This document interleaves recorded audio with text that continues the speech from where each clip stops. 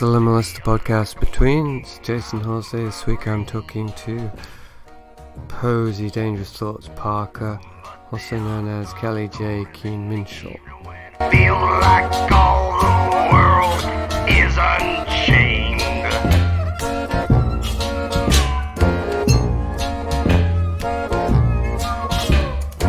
My parents locked me up, even though I was screaming.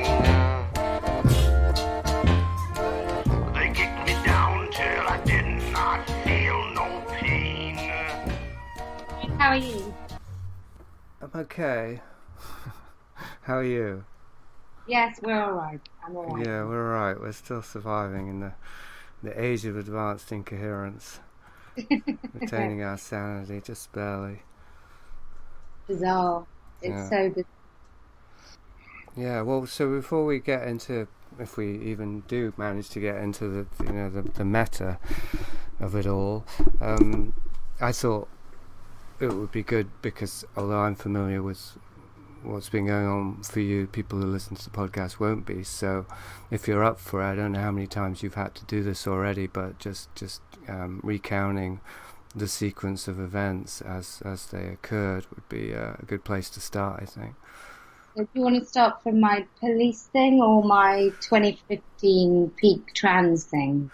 Yeah, let's start sort of as close to the beginning of the current narrative as we can, just in terms of what was going on for you before the hit shit the flan. I'm I was a confirmed lefty, and have voted Labour. I'm 44 now, so I voted Labour since I was 18. I'm very committed to the whole idea of public services and helping the poor and all the things that Labour stand for and helping the working class. And then the Tories got in over here with they had been in a coalition with the Liberal Democrats. Then they got elected and everybody was absolutely, on my side of the political sphere, was absolutely gutted and thought it was the end of days. And I joined this humongous group called Awesome Lefty Women, I think.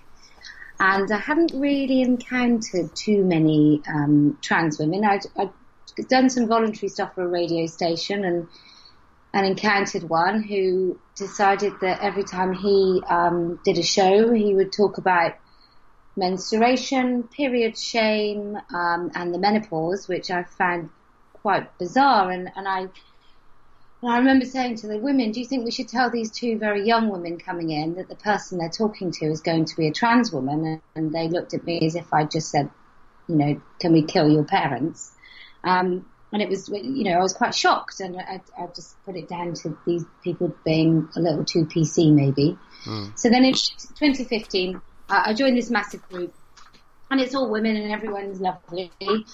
And everyone's talking about politics. And then self-identifying trans women, people who say they're women, who are very clearly autogynephiliac males, join the group and start posting pictures of themselves in soft focus, the sort of thing that in the 1980s you would have proudly seen on any person's wall who had the money to buy profile pictures and a portrait shoot. So it's quite astounding, and these looked like in old money what I would call transvestites. They didn't look like women. They hadn't had surgery, but there was this bizarre soft focus, very fetishy woman face wearing kind of pictures. And I remember saying to one of them, "Are you sure you self-identify as a woman?"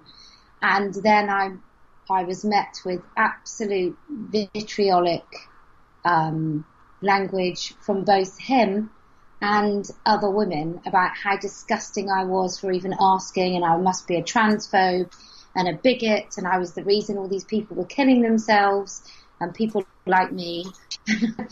And I found myself very, very quickly on the opposite side of the groupthink.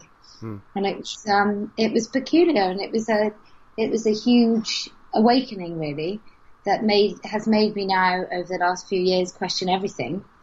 Now, what happened to me at that point is I kind of relied on some common sense gatekeeping And then every time I thought, well, that won't happen. That person who's clearly a transvestite won't be able to use women's toilets. And I was like, oh no, they do. And then I would think, well, they're not going to do it to kids because, once they start getting the kids, then everyone will wake up and stop it. And oh no, that happens all the time. And I live in the back of beyond, and that happens here.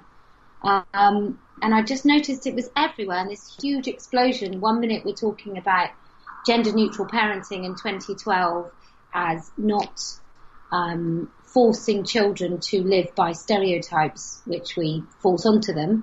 And I was in the Times with my husband talking about how our boys were allowed to have pushchairs and our daughter was allowed cars. So gender neutral really meant taking the harm out of the stereotypes and allowing your kids to be kids. To then trans women, and there was no more transvestite, transsexual. There was just this umbrella term.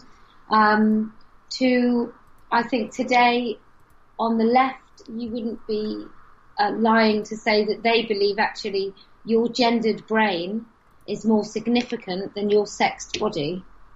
So I started attacking the whole kids thing because I just find it quite abhorrent that we're allowing children of very young ages, not social changes. I don't care if a boy wears a dress, but I do care if they're giving puberty blockers and these kids are ending up with the genitals of an 11-year-old at 17. And I think that's disgusting, and I can't believe that we're inflicting such harm on kids. And so I started writing about it and specifically targeting people that targeted kids. So one of those charities is a charity called Mermaids, and the CEO is Susie Green. And when her son was 16, she took him to Thailand. On his birthday, he had his penis and testicles removed, and they tried to make a neo-vagina, which is basically a wound that never heals. And they had to use part of his colon, I think, because his penis was too small, because he'd had puberty blockers from Dr. Spack, I think it is, in America, who's, I use doctor very loosely in that sort of all-trusting term. So she'd already flouted UK law by going to see him when her son was 12 and getting puberty blockers. So then he had this surgery, and I wrote about it on Twitter. Over 10 months, I tweeted 6 times directly. I didn't at her. I just used her name or used her title and the charity. And I said it was child abuse. I said that she'd taken her son to Thailand to be castrated. And she took issue with that to the point of reporting me to the police. And the police got in touch with Twitter, who released my details for these horrific crimes of having an opinion. And I was interviewed under caution by the West Yorkshire Police, who came down to Wiltshire where I live, which is quite significant in the UK for your listeners. It's like 3 or 4 hours, which in the United Kingdom is a really long way. I know it's not when you live in a vast country, but they stayed overnight, and they interviewed me under caution. And then I was told that they weren't going to press charges after about 6 to 8 weeks. And it's actually gone back to the CPS for review because the supposed victim of this horrific crime wasn't very happy. So that's where I am. This is where I am now, really. It's gone back to the CPS, the Child Protection Services. No, the Crime Prosecution Service. Oh, sorry. Okay, yeah. That's a funny overlap. Right, so she's appealed the dropping the charges. She's trying to press them again, basically. Yeah. Right. And what was the attitude of the police that were interviewing you? Were they? I mean, obviously they had to act as if they were taking it seriously, but did you get the sense they were really taking it seriously? I absolutely got the sense they were taking it seriously. I think the hate crime officers. So I got a call in early February from a very, very friendly West Yorkshire cheeky chap, policeman. And he was like, oh, you must be very shocked. And I won't do that. I'll spare you my accent. And he said, oh, you'll be very shocked, but you've been reported to the police. And I assumed it would be one of the many trans activists that I encounter because they do like to phone the police all the time. and they do like to report stuff to Twitter, and you get feminists banned from Twitter for retweeting violent threats. So I thought, oh, it's bound to be one of these many trans activists who's rather sensitive. And they were like, no, it's Susie Green. She's the CEO. He basically was like, I can see your point of view because I've got a 14-year-old son. But she found what you said grossly offensive. And, he was just really friendly. And at the end of the call, he just said, well, if you don't come to the interview, you'll go on the wanted list. And I was so sure that he was on side and friendly that I was like, oh, I'm always wanted, thinking I'm hilarious. Mm. And he sort of laughed and we got off the phone. And then I contacted a chap called Bill Bailey. No, what's his name? Gosh, that's bad, isn't it? Not Bill Bailey, that's a comedian. Which is rather unfortunate, but I contacted a solicitor who is well known, who fought a really big case on a shaken baby syndrome, and he's, and I hate myself for forgetting his name. So I contacted him, and he contacted the police. So then the police realised I was taking it seriously, and the whole demeanour of the chap on the second call was really significant. Oh, actually, on the first call, I'd also talked about. He said that there was an officer in his office transitioning male to female. And I said to him, well, does that mean that officer is allowed to search female suspects? And he's like, oh, I don't know. And I said, well, I think that's quite important, that you should know whether or not somebody is allowed, as soon as they say they're female, is allowed to search female. And actually in the UK that is right, that if a policeman, even with a penis, says that he's a trans woman, and it's discrimination for the police force not to allow him to search female suspects. So that's a bit of an aside. So then he said, and if you don't come to the interview, you're wanted. This is on the second call. And I said, oh, what does that mean? Because you have said that twice. And he said, well, what that means is if you're driving and you get pulled over for a faulty light or speeding, we'll arrest you. If you try and leave the country, we'll arrest you. And if it takes us too long, and he said a couple of other things which I don't recall, and if it takes us too long, we'll send local law enforcement to your house to handcuff you and arrest you. And bearing in mind how far away I am, you'll be sitting a really long time in the cells. So, real sinister, nasty sort of attitude from him then. And then sorry, carry on. Well, I was just going to ask that's not the case now, presuming that at the moment it's kind of in limbo, so you're not actually wanted now? Well, I don't know. He basically told my solicitor when they said they weren't pressing charges that they were keeping a very close eye on me, which I think is, at that time I thought that was almost worse than the ridiculous idea that I've committed a crime. And the crimes they were trying to charge me with were public nuisance, malicious communications, harassment, and with a light dose of hate speech. So, and that last one is how is that categorised now? What did they help you out to understand? What constitutes hate speech and what doesn't? Well, no, they don't. It's very woolly, this whole idea. I mean, at the moment in the UK, they're trying to get misogyny as a hate crime, but no, I don't really know. Like West Yorkshire themselves has put out a leaflet that says name calling and gestures is hate speech. Could even be name calling and gestures. I don't know whether they mean that's some sort of sign language, transphobic sign language, but. Those things now constitute hate speech, and it clearly says on their leaflet, there doesn't even have to be a crime for you to report it with us. Oh. So it's massively at the discretion of whoever wants to screw you, really. And what about, as you're well aware, all of the slurs that are being hurled by trans activists against women as TERFs, that not only, I think TERF is technically hate speech, really, as far as that goes, as far as it can be, technical or not, but that they actually include incitement to violence, which really crosses over a line into, I would say, a reasonable definition of hate speech would be inciting people to commit violence to other people, and that's very overt with the anti-turf stuff. Aren't people reporting these, and if so, what's the response?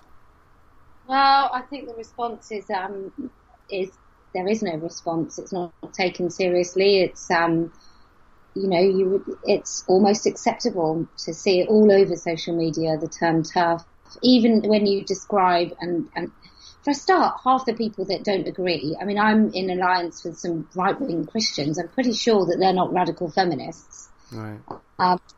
So it's not, it's not seen as hate speech at all to tell.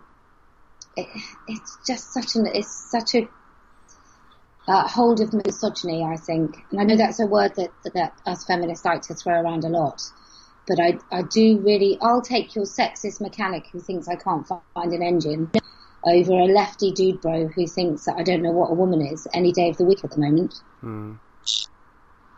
But no, the turf thing isn't taken seriously. The fact that there's a concept called cotton sealing, which is what trans women who call themselves lesbians refer to with the fight to get past the sexual gatekeeping of actual lesbians. So there's a whole thing called the cotton sealing, which I think in Canada, somebody gave like a workshop at a public library about how to break the cotton sealing. And what's it referred to? What's the metaphor there? Pants and the glass ceiling of women for women, and the pants of a lesbian, the knickers, underwear of a lesbian, is the cotton ceiling for trans women to put their penises through, right? They're lesbian penises. Yeah, yeah. That's where we are, though. People will say that with a straight face. Yeah. Yeah, so, well, I'm tempted to go right to how the hell did we get to this point, but I feel as though that's such a big question, and there's all kinds of ways we can go with that, but so I don't want to get there too quickly. Let's talk a little bit more about the changing laws in Britain, and as far as you just YouTubed about now that IDs being given to men who self-identify as trans women even without having surgery, and thereby gaining access and all that. And do you know, I mean, tell us a bit more about that, but also do you know about, is Britain the early adopter in this regard?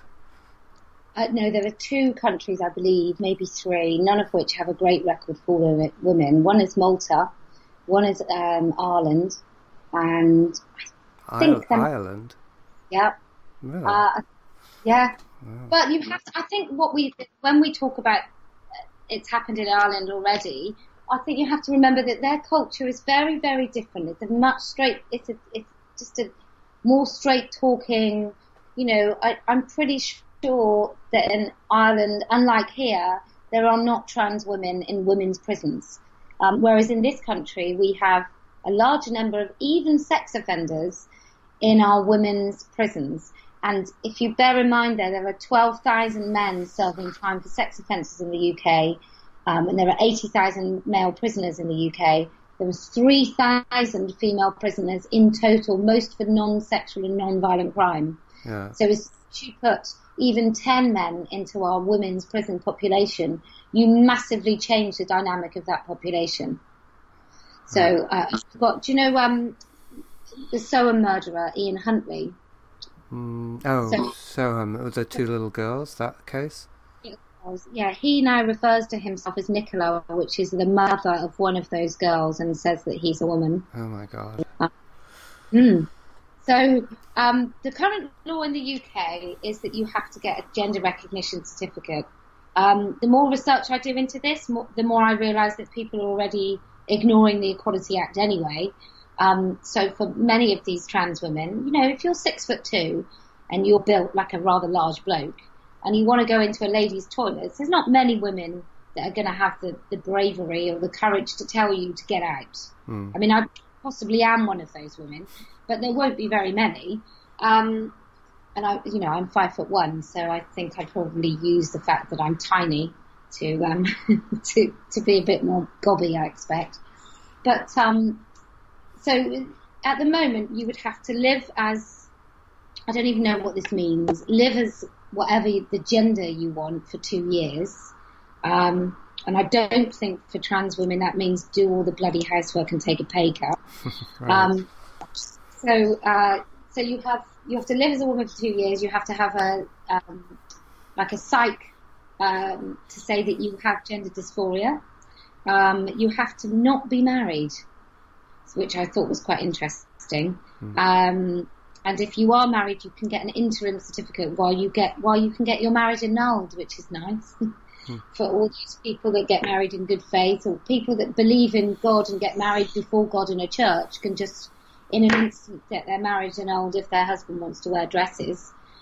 So that will change for it just be administrative, and that means that you get your passport and your birth certificate altered. So you're then legally the opposite sex. And you were born the opposite sex, even according to the documentation, and yet you haven't had the surgery or anything, even. No surgery, and this is by the Tories. I mean, I think it's a bit virtue signalling, to be honest, that they've asked for this consultation. But trans has gone mad over here. And the 2 years living as the opposite gender, I mean, how do they even establish that? You just show a bunch of photos of you in a dress, or what? I think so, but what you can also do, interestingly, if you lived as another gender, say 10 years ago, and you have no evidence of it, you can just go and see a doctor who can retrospectively give you a diagnosis of what you used to have. Which probably many doctors would do, because the alternative might be being accused of transphobia, etc., etc. And they're private, and there's a special list of those that will do it. Right. You know, where there's money.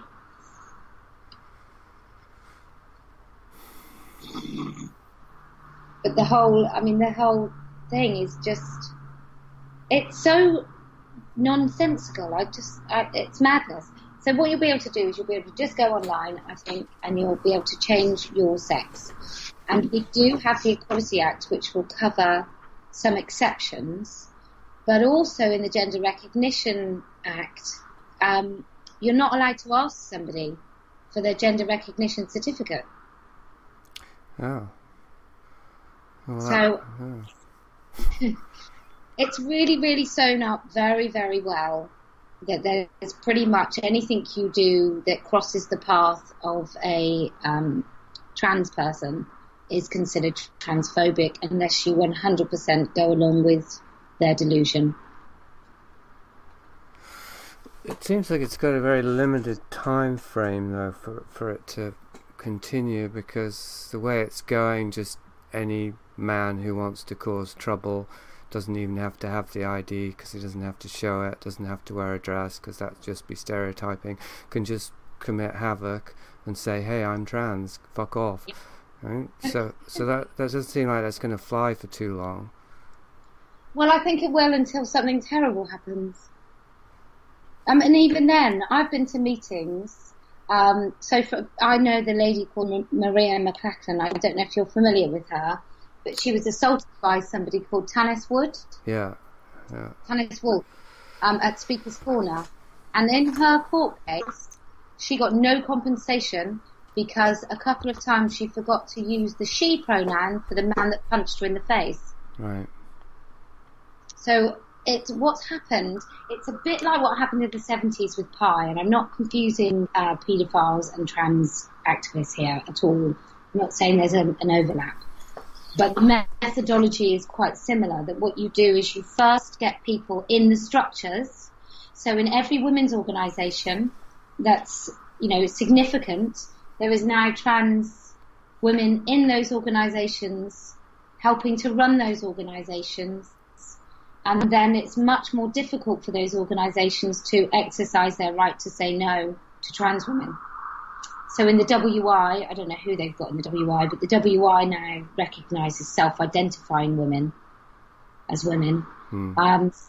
Fawcett, the Women's Equality Party, they've got a trans activist, sort of trans woman, because actually what I've come across is that trans women, their most important thing is making you submit to their ideology. That over and above anything else they seem to do in their lives is about convincing everybody else to participate in their fetish or in their delusion. I mean, I choose to believe that for men who want to wear women's clothes, I think for most of them it is a fetish.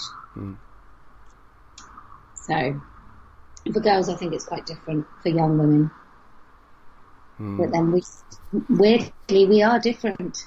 Shot my baby with a 45. I hope to feel, I hope to learn. But the minute she left, I lost the sun. And the minute she fell, I was on the run. Started that journey around 25. I hope to heal, I hope to love. But the minute I left, I turned the gun. What's left to burn? 'Cause I got my Racing El Camino, tearing through the desert, rising up like heat waves, looking like distant seas.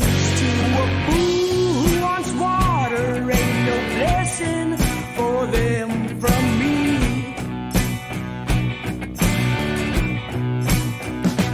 And like smoke from the bronze, appeared the first vision.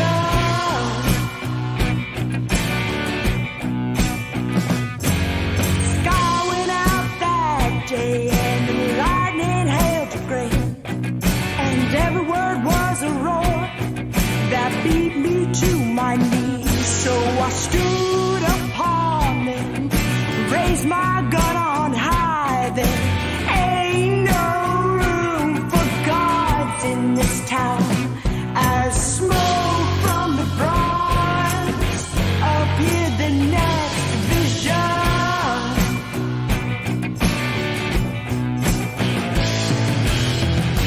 Here comes the crystal pool, the golden throne, the joke of all years. Oh, look, it's the book of names, my judges and my peers. To close my open eyes and in this rebel ride.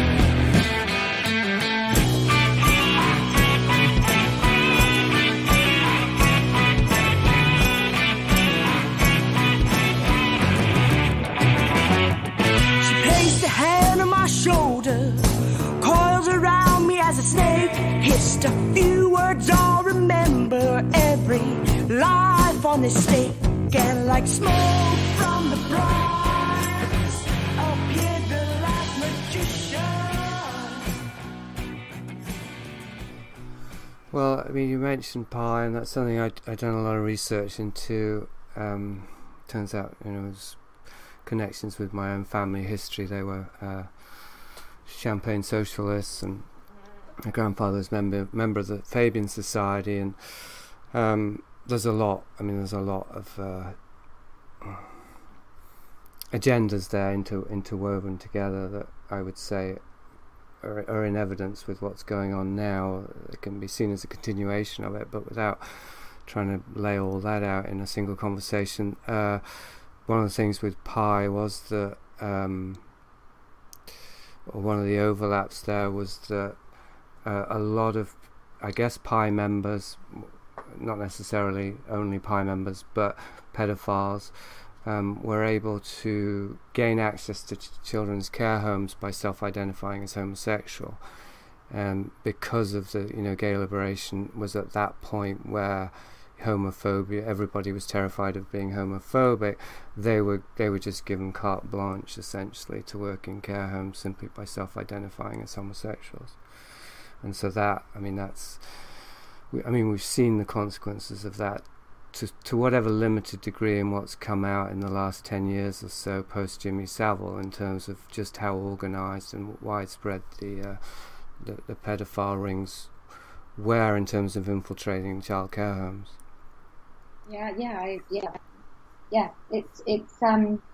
do really see so many parallels, but it's what I can't be seen to be doing, I guess, because I am one of the more known activists, is I can't seem to be saying that trans women are, you know, as soon as you talk about power and trans women, people think that you're saying they're paedophiles, which I'm really not. But at the same time, I do think if you give children agency over whether or not they're one sex or another, then what else can you give children agency to allow in their lives?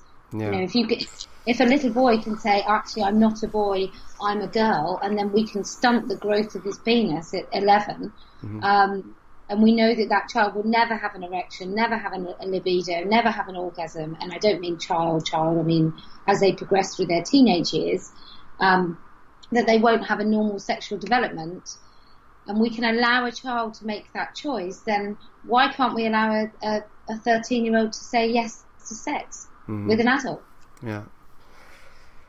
Yeah, and not to mention the other overlap, and of course I acknowledge what you're saying, it's a minefield. Unfortunately, people they're not seeing the deep context, so they're just reacting to the buzzwords, the trigger words, and it's very hard to have a dialogue there anyway.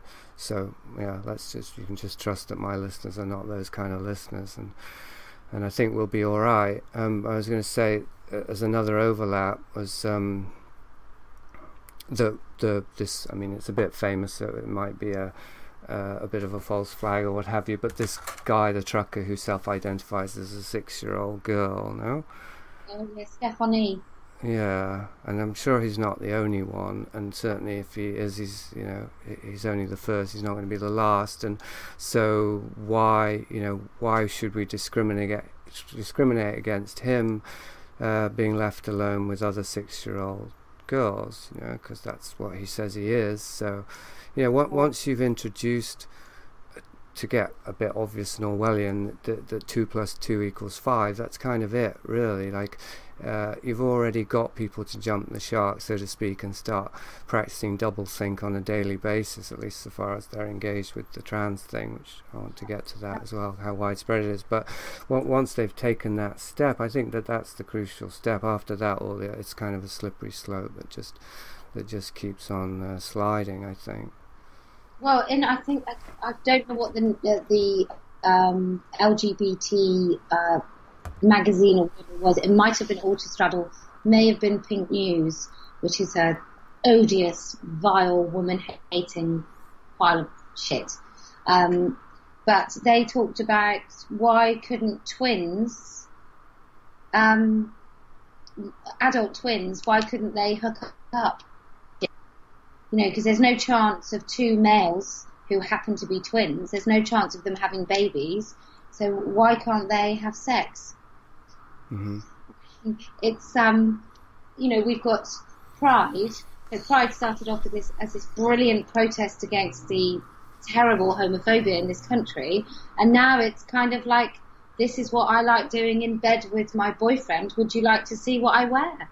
And it's like pornography walking down your street, some of the way some of these people dress and behave in public.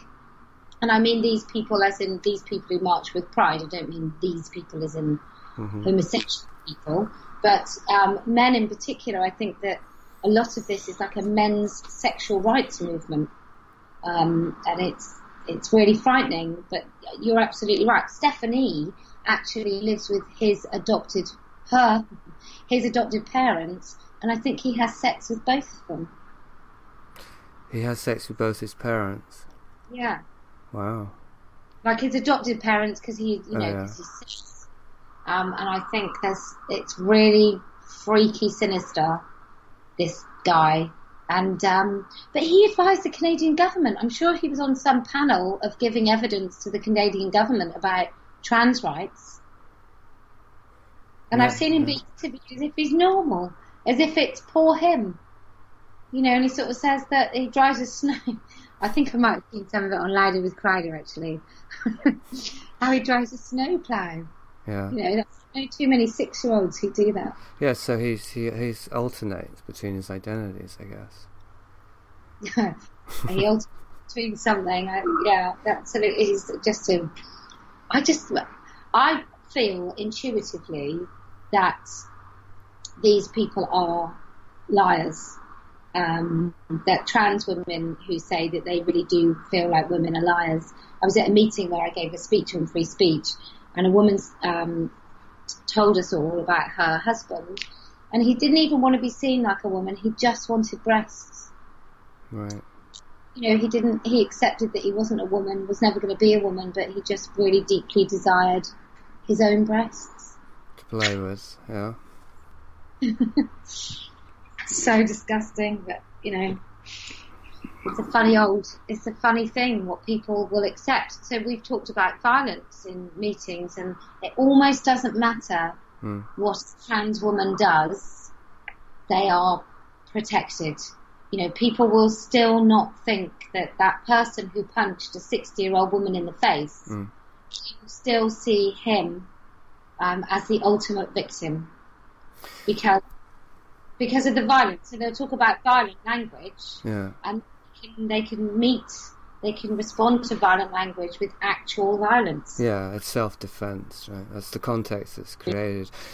And in fact, that's something I was becoming aware of while researching and writing the series that I'm working on. It's kind of there in the with the DSM-5 and how they changed it from whatever it was, from a disorder to a dysphoria, right? Gender disorder to gender dysphoria, gender identity disorder, and how they're faced with this problem, which is that, I mean, you'll know all this, but just for the listeners, that if something is classified as a disorder, then that stigmatizes it. Like now you can be accused of hate speech if you talk about some of these people as having a psychological disorder or problem. That's considered hate speech, right? So there's something inherently now associated. It's inherently associated as hate speech if you diagnose someone or if you pathologize them, even though it might be accurate.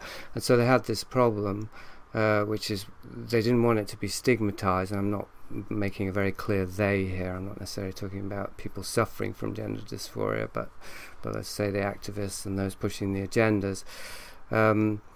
But if it wasn't identified as a disorder, then they wouldn't be able to get medical treatment on the NHS or on insurance, right? So the way that they squared the circle, essentially, I think it's inferred in the DSM itself, but certainly we can see the general attitude has been created that the real disorder is in society itself, and that gender dysphoria is simply unhappiness because you're an anomaly and the society doesn't tolerate you. You know, the society is prejudiced against you, and therefore, if you can just get the surgery, but even now I guess the surgery is becoming, less and less de rigueur, what have you, but B, we have to diagnose and treat society as the problem, which of course is inherently contradictory, because it's the same society that's creating these laws and providing the solutions. So it doesn't really hold up, but it seems as though it's effective, at least insofar as what we're talking about now, which is that somebody who identifies as trans has this carte blanche whereby anything they do is a survival strategy or self-defense against an inherently pathological society, that's targeting them unjustly. I watched Christopher Hitchens debate a couple of days ago, and he looks quite young, so I'm going to guess it was about 15 years ago, and he said the trouble with, and he was talking about feminism issues, I think a lot of men like him would assume that much of this is the fault of feminism, because women wanted equality, and then gay rights rode on the back of that equality, and now trans is doing the same. But he said what's going to happen with this world is men are going to get tired of the victimhood of women, and they're going to want a piece of that pie. So I sort of thought, because I do think there's a fetish. These trans women also have a fetish about the victimhood of women, and they talk about how terrible it is to be misgendered. And I think as a female, from about the age of 11, having gone through puberty, I think that most women are public property. And I don't mean that in a victim way, because I'm certainly not one of those. But I mean that it probably doesn't happen so much now. I'm 44, but since I've moved actually, but certainly when I lived in a city, I probably couldn't get through a week without somebody shouting something from somewhere, without a bloke making a comment about how I looked, even when I was with my children about what they'd like to do to me, shouting from a car, all those things women are quite used to. We have these tiny little things that happen to us all the time. And I think for these entitled men, they stick a dress on and suddenly someone has something to say about it, and they've never been commented on before. So they think that's this. Well, I don't think they do think it's a big act of violence, but they seem to want to believe it is. Mm-hmm. It's to be part of the whole kind of thing of being a woman. Like my daughter was watching the Kardashians. She's only 11, and she hasn't seen it much because we talk about how awful it is. But she said, "Oh, it's really funny, Mummy, because Caitlyn Jenner asked for people to go to the toilet with him." And I said, "Well, that's because there's a stereotype that women go to the toilet together." Right. So he basically thought that part of being a woman is going to the toilet with somebody. It's and when people say living as a woman, I mean, I don't know what that means. I certainly don't skip around the kitchen before I make a cup of tea. So I don't really know what living as a woman means. Well, I think, I'm just pre-associating here a bit, but not entirely, because I've looked into this in different ways. But I think probably at least some of it has to do with boys who haven't grown up and are still self-identified with their mother, and they still have this sort of fantasy about their mothers and what it was like, to be a mother or to be their own mother. And so it's like they're living this, because kids do that, they role play, and the normal healthy role play, I suppose, is you play daddy because you're going to grow up to be a man and have children and so on and so forth, and that would be considered healthy and just part of a natural development stage. But certainly a lot of kids do also play mummy, probably more and more these days. I know my brother did. He dressed up in our mother's clothes, and I think cross-dressing is a lot more common than people suspect, actually, based on my own experience. I won't go into it because this will be a public broadcast. But so I think that, I'm not, like I say, I'm just free associating now, so I'm not quite sure how it's sort of manifesting as this something that was in the closet and that's coming out of the closet, and then mutating and taking new forms as it emerges, and finding ways that the society is adapting to it, and it's reifying it, it's reinforcing it in ways that then make it truly pathological, I'd say. And it's something that's just experimental and playful. Like my brother was, when he was 10, he was, and I was just reminded of this by my sister. He's dead now. He wanted to be identified as a girl. When he was 10, he grew his hair long, and he had our sister refer to him as his sister. And within a couple of years, he was having an active sex life with a girl and was madly in love, and he grew up not to be normal. He was you might have even heard about him, Sebastian Horsey. He was a bit of a celebrity. He was a dandy, and he wore nail polish and a top hat, so he certainly was an extreme character, and I'd say he had his own pathologies that never got resolved, but he didn't transition to a woman. That was always part of the experimental journey that he was on. And it was a self-destructive journey anyway, unfortunately and sadly enough. And I do feel that these kind of things are tend to be symptoms of some kind of trauma, let's say, just to put it really simply. And I think an awful lot of them do come to, with men anyway, I think they come down to enmeshment with the mothers that's unhealthy. And I think we're seeing this in the trans movement sort of writ large, with a kind of what's it called, the Munchausen by proxy syndrome, you know, parents who are actually so emotionally invested in their children that they just want to be completely entangled with their lives every step of the way, and even turn them into an extension of themselves. I think it's a perfect storm with the ease that you can get hold of any type of porn, and I think trans porn is watched a lot by straight men. So I think the perfect storm of loads of porn, a society in which apparently if you say anything remotely illiberal or traditional, you're a rabid right-winger and you're close to Hitler. Mm-hmm. And then you've got snowflake generation of children that haven't been told no. Even at my kids' local school, you know, it's all like you get 1 to 5, and you get stickers for sort of breathing right all day, and there's a real lack of investment, work hard, and reward. Just as an aside, my 9-year-old is a really lovely kid, and we went to a sports day, and he was given an award because he cheered people on. And I just, that is what sports day is, surely. I expect him to do that. I expect my children to say please and thank you. I expect them to be polite and gracious. I expect them to do as they're told. And the reward for him cheering people on is cheering people on. It's not, he shouldn't have to get a certificate for being a decent human.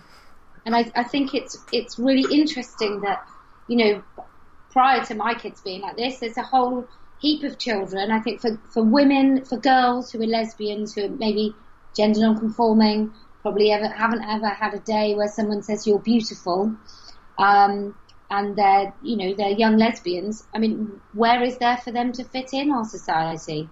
They're not going to be, they're not going to be long, swishy hair. They're not interested in boys. They don't want people looking at their breasts because they don't want male attention in any way, shape or form.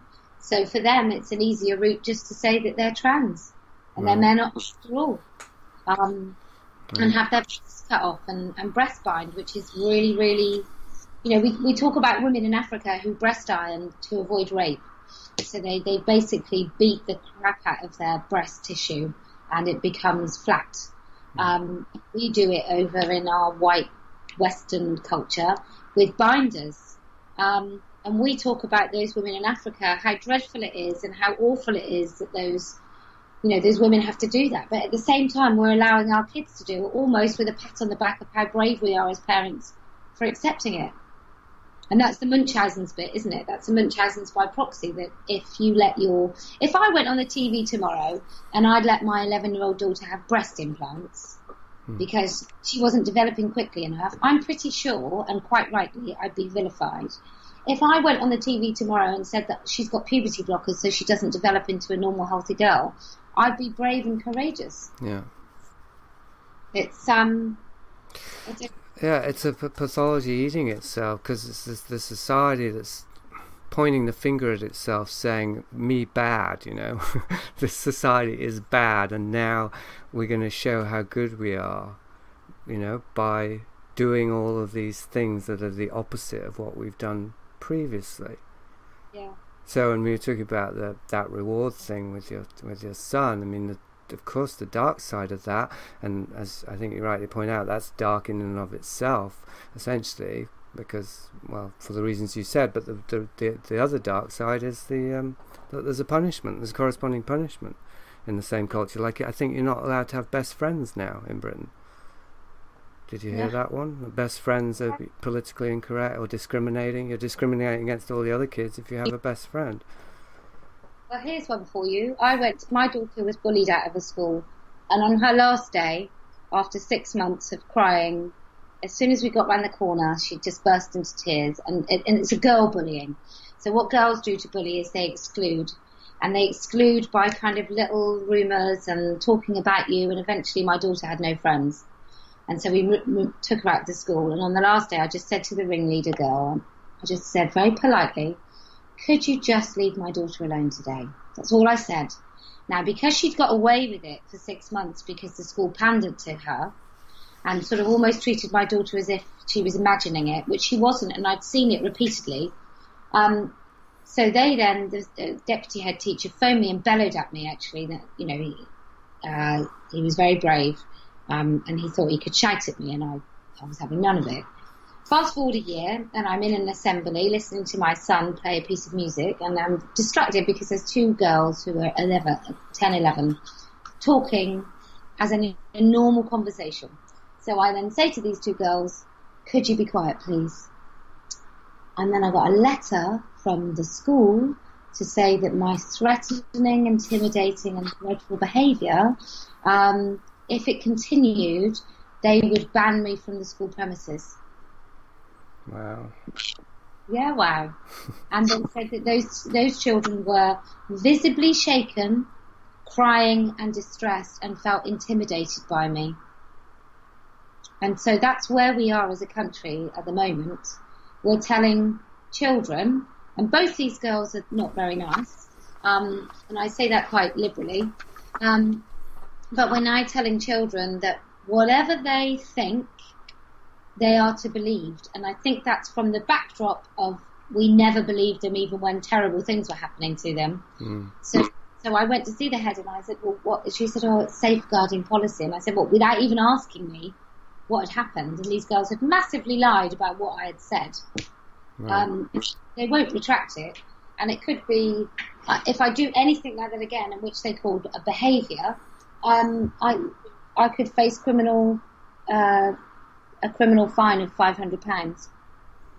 It's incredible. I just feel like I'm on a fiction show satirising the way that the world's going to be in 50 years if we keep going the way we're going. How did it happen so fast? You know? I don't know, because in this country, I think, I don't know when you left. When did you leave? It's a bit complicated because I come and go. So the last time I actually lived, I was in London 2008, so it's 10 years. So I would say, when I recall first learning about newspaper bias, I remember newspapers absolutely hating single mothers and shaming them, and it was disgusting to be a single mother, and everyone felt shameful for being a single mother. And then fast forward to now, and we've gone from shaming people when it wasn't their fault, to there being no shame. There is no shame to do anything. Anything is not just tolerated, it's blindly accepted. And it's really peculiar. So that school where my daughter was at, last year, there was a girl that said she was trans. And they, and her mother proudly announced the puberty blockers starting. And nobody will say, that's awful. I mean, if I stood in the playground and said, oh, I've given my child some marijuana, he's 9, I feel it's, he really, really wanted it. He really felt that he should be smoking weed. I don't think I'd get, oh, you're such a great mum. Or tattoos, for that matter. Or anything. I mean, we sort of decided that children were children, and it's the driving force to get children to transition are men that have transitioned. And what they're trying to say, and I don't believe this is men, actually, and I don't mean to be disparaging because I'm married to a really lovely guy and I've got 3 sons and I've always got on with men, but I don't believe that these men that cross-dress have a vested interest in the lives of children that say they're trans. I think the benefit for those men is that if children can be trans, then anyone can be trans. It can be a born thing. It's more acceptable if we're allowing our kids to do it. Yeah, I think there's quite a few different intersecting agendas there, aren't there? Because there's also, of course, the medical industry itself. Yeah. America makes something like $830 million a year. Wow. And that puberty blocker was also used, there's big scandals about how it was used, for men with prostate cancer. And a lot of those men, were given it needlessly, and as one doctor made 1.6 million in kickbacks, the Lupron manufacturer. So there's a lot of that dodgy stuff. But these men died of heart failure as a side effect of the drugs they were given that sometimes they didn't even need for the prostate cancer that probably wouldn't have killed them. So it's there's lots about it. There's a lot of response to the prostate cancer use with Lupron. But the kids are given it, and it's not even tested. There is no data to say that it's after 5 years of taking, which is how much. I mean, if you're going to prevent puberty completely, it's going to take 5 years. But there is absolutely no data to say it's reversible. And we even have the Tavistock in London, which is like world renowned and respected.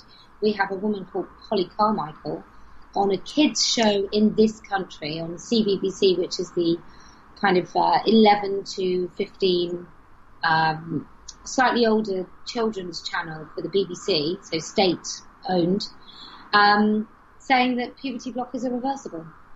Right. And it's not true. Well, Tavistock is one of the pioneers of this, so yeah. I mean, if you start tracing it back, then they were there, not at the beginning, because you can go all the way back to the 1800s actually, with something called the uranium movement.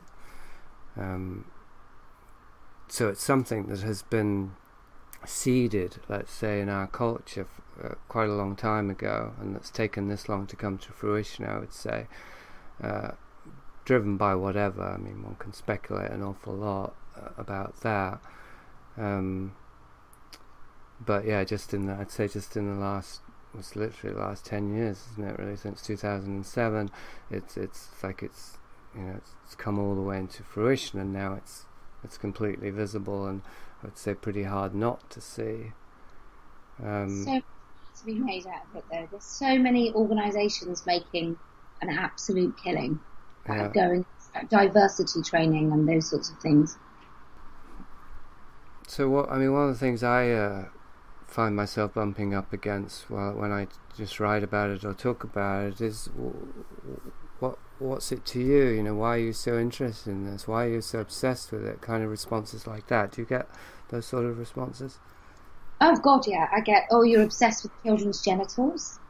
Why are you worried about what genitals someone had?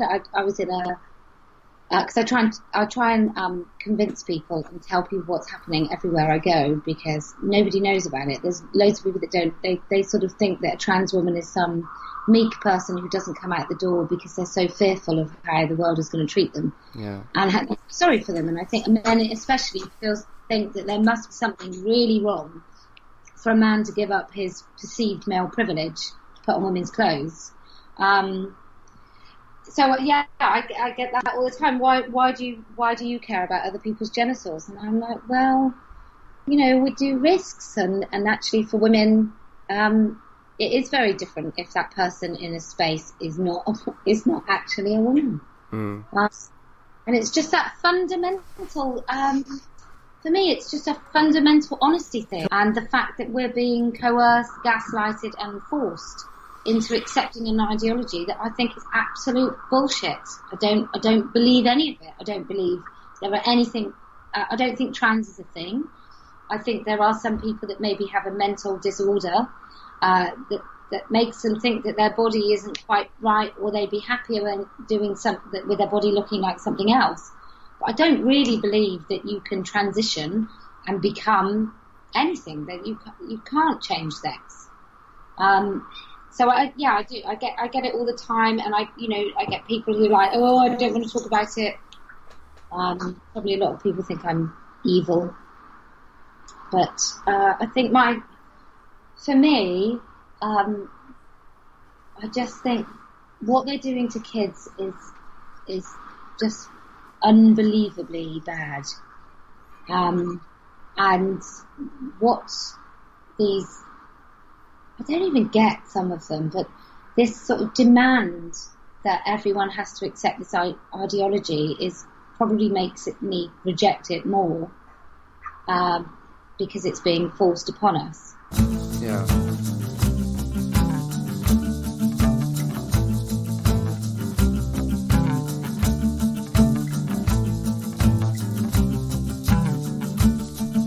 the end of the first part of my conversation with Kelly. You can find her tweet and more information about her in the show notes, and part 2 of this conversation will be up next week. If you'd like to support this podcast, keep it going, then you can donate any amount seems suitable in the widget at horticulture.com/liminalist. There's a donate to PayPal button there. My book Prisoner of Infinity is still out. If you want to read that, order that and review it. That is also a great help. Thanks, and until next time.